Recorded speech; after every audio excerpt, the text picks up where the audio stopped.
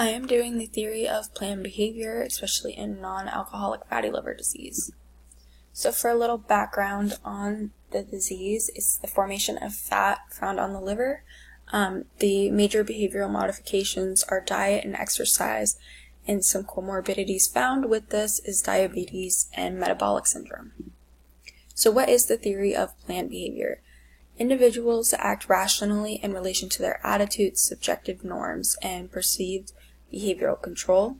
Three main factors are belief of consequences of behaviors, or the behavioral belief, belief in normative expectations, or the normative belief, and the belief of the factors that influence or obstruct behavior performance, or the control beliefs. People may not communicate with a specific attitude, but it still influences their decision making.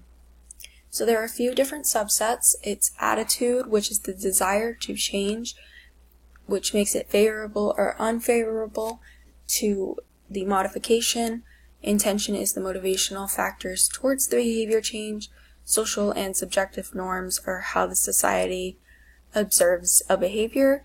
Perceived power is the perceived sense of factors that facilitate performance, and the perceived behavioral control is a person's perception of ease or difficulty for the behavior change.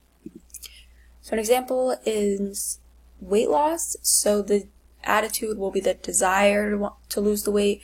Intention is the want to change the behavior so that they can lose the weight.